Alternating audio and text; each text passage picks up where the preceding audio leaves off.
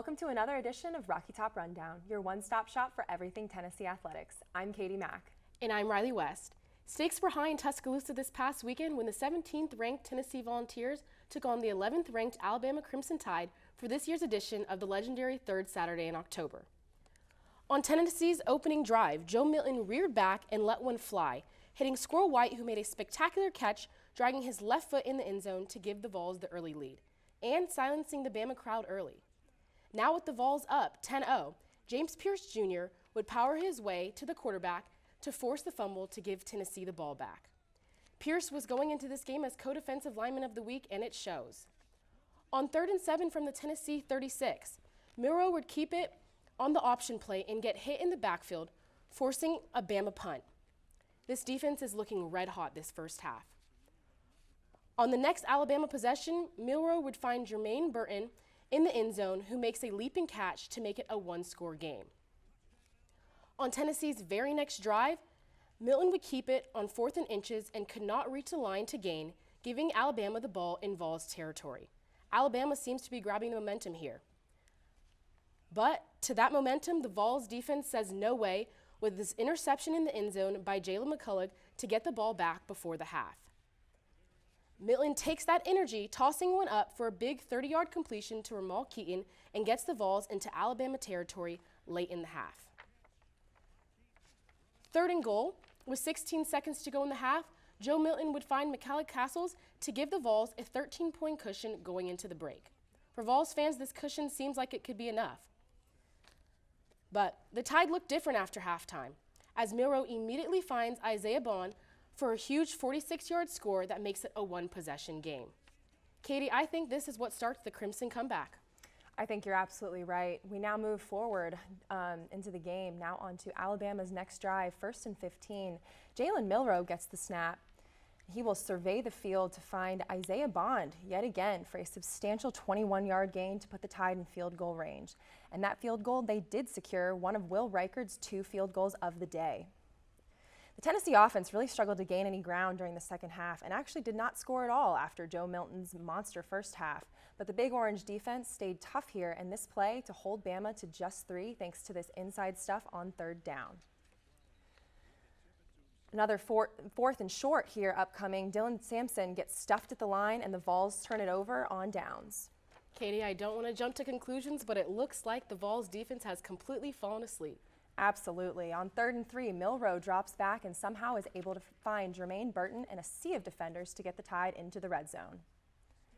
A few plays later, Jace McClellan would bounce one outside for the 5-yard score to give Alabama their first lead of the day. Really building this momentum for the Alabama Crimson Tide. Next play for the Vols, 3rd and 7, they needed a stop, and they would get one with a huge sack by Joshua Josephs to force a field goal and to keep it a one-score game.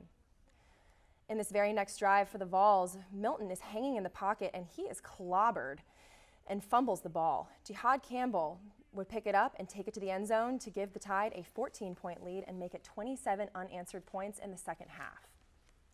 With the game on the line, Milton would overthrow Squirrel White in the end zone for a decisive 34-20 win by the Crimson Tide. With this loss, Tennessee drops to 5-2 overall and 2-2 in SEC play.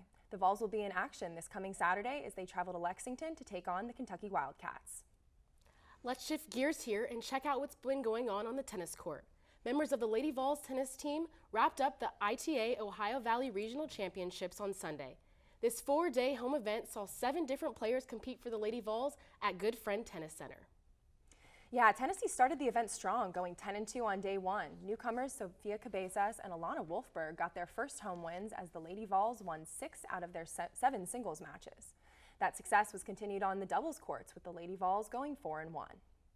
Tennessee was even more successful on day 2, going undefeated in its 15 matches. 6 Lady Vols went 2-0 on the day and 4 went 3-0 with wins in doubles. On day 3 of the tournament, Lauren Anzalata, Elsa Tomase, and Alana Wolfberg all advanced to the quarterfinals. In the quarterfinals, only Tomase was able to secure a victory. In the singles semifinals, on day 4, Tomase fell to Bridget Stamel 3-6 in the doubles semifinal. Esther Adeshina and Sofia Cabezas were unable to advance after losing to Kentucky's Elizabeth Adis and Lydia Gonzalez. Up next, the Lady Vols are back in Knoxville for the UT Home Invitational, which kicks off October 27th. Now we move off the tennis court and onto the volleyball court. The Tennessee Lady Vols played against the number 10 ranked Arkansas Razorbacks on Friday night at the Food City Center. They looked to rebound after a tough loss where Kentucky Wildcats swept them in 3 sets last Sunday. Let's roll the highlights. The first set was a close one as it began with a net violation on Janasia Moore to begin the game, the first point going to Arkansas. Later in the set, with Tennessee keeping it close, a set point opportunity for the Razorbacks, and Erica Lovett with a big spike to tie it at 24. That play sure had the Food City Center rocking, and it was enough to keep set 1 going. Then set point for the Lady Vols, and they will get a huge block here for the 27-25 win. It was one of the team's 9 blocks in the match. To set 2 we go, and this 7-0 Razorback run is capped off with a Taylor Heed block. That momentum would help the Hogs to get to a 25-16 set win.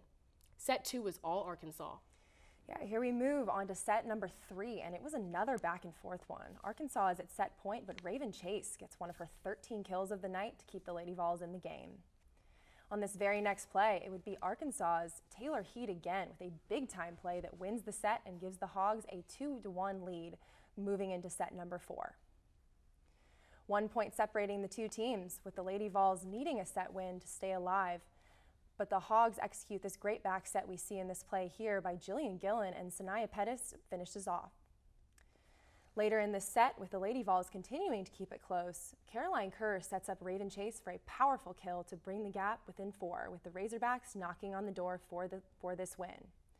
Unfortunately, it would not be enough, as there is a tough missed bump here by the Lady Vols that ended the match. The final score of set 4 was 25-20 for the Hogs, and the overall win continues their undefeated stretch in SEC play. With the loss, Tennessee drops to 7-2 in SEC play, as they will anticipate an upcoming matchup with the Missouri Tigers in Columbia on Wednesday. The loss is just the 3rd of the year for the Lady Vols and marks the first time this season that they have suffered back-to-back losses. Well, it's fall in Knoxville, and that means that basketball season is just around the corner. Our own reporters Ashley Rodas and Caleb Colvin broke down the expectations for Volunteer basketball. 25-11. That was the overall record for Tennessee's men's basketball team last season, with 11-7 in the SEC, where they lost in the quarterfinals to Missouri. Tennessee is coming off yet another strong season under Rick Barnes. As Ashley touched on, the Vols had a pretty solid record overall and played decently throughout the year in SEC play. Tennessee actually was one of the top defenses in the country last season, giving up only 57.9 points per game, which was good enough to be 3rd in the country. The Vols, unfortunately, though, will fall in the NCAA tournament. After upsetting Duke in the round of 32, they will lose to Cinderella Sweethearts Florida Atlantic in their Sweet 16 matchup. Now, that's enough talk about last season. Let's turn the attention towards this season, where things were going to be a little bit different for the Volunteers. Julian Phillips is in the NBA. Tyreek Key and Euros are off to the next level, having run out of eligibility. And perhaps the most important offseason departure was Oliver, who will play this season at Michigan. Fortunately, Rick Barnes and his staff didn't just sit back and not take any action. And they added a combination of recruits and transfers, reloading the Volunteers with some intriguing talent. What do you think about that, Caleb? I definitely agree that Rick Barnes and the coaching staff did add some great talent to help the Volunteers for this upcoming season. Getting 2 guards out of the transfer portal like Dalton Connect and Jordan Gainey will definitely help ease some of those Volunteer offensive struggles we've seen last season. Like I said, they were one of the top defenses, but their offense at times, it would get kind of bad, and they've also have to settle for long twos and 3-point jump shots, and you just can't win that way when you're not getting downhill, getting to the basket, or getting to the free throw line. So those guys helping. And also, like you said, they signed a number of intriguing freshmen. The 2 I would say I'm probably most excited for are Freddie Dillon and Cameron Carr. And even though I'd also got to throw in there, even though he's not a freshman, Tobe Owaku, sophomore forward this season, he's probably going to have a big year as well.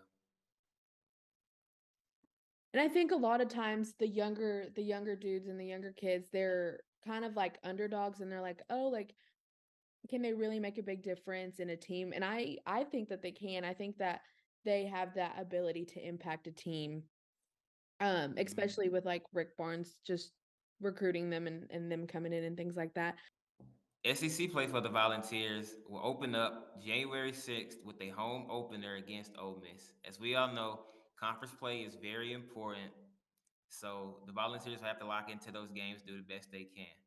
I got confidence in them though because in these last 6 years, they have finished at least or above 500 in conference play. So they'll probably do well. But if you look at the preseason AP poll, there are 5 SEC teams within the top 25. So it's definitely not going to be easy. I'm really excited to see what the overall team has in store for all of us. I know that we're ranked ninth going into this season, so I have pretty good hopes for our basketball team as of all fans should and does. But yeah, I'm really excited to see where the season takes us, and I can't wait to talk about it more on Rocky Top Rundown. That's right. Hopefully, all the players stay healthy this season, and we're going to keep you guys updated throughout the year here at Rocky Top Rundown. Well, that's it from me and Ashley. Back to you guys in the studio. Thanks, guys. Moving on, the Tennessee Lady Vols soccer team traveled to Columbia, Missouri to take on the Missouri Tigers in a Thursday night matchup. Let's take it to Audrey J. Walton Soccer Stadium for the highlights. The Lady Vols and Missouri Tigers start off the first half with a back-and-forth battle. As you can see here, until finds Sizzy Lawton in the top right corner of the net in the 33rd minute to put the Lady Vols up by 1 to start. Just 4 minutes later, Lady Vol goalie Abby Wrights makes a diving save to maintain the Lady Vols 1-0 lead through halftime. Going into the second half, Lady Vols still up 1-0. Jordan Fusco drives the ball into the box and finds Sizzy Lawton, who scores her second goal of the night. Lady Vols now up 2-0, but Missouri responds with a goal of their own in the 55th minute when Buell connects with a pass to the top of the goal. Let's jump ahead here to the 59th minute. Sizzy Lawton beats a defender on the sidelines and finds McKara Midgley in the middle, and she puts the ball on the left corner of the net. 5 minutes later, a Lady Vol handball in the box results in a penalty kick for Missouri. Kylie Simmons converts the penalty kick, bringing the Tigers back within 1. That goal by Missouri was not enough to win the scoring frenzy between the two. Lady Vols take the road match 3-2 and improve to 7-4-4 on the year. Well, that's all for this edition of Rocky Top Rundown. I'm Riley West. And I'm Katie Mack. Thanks for watching, and we will see you next time.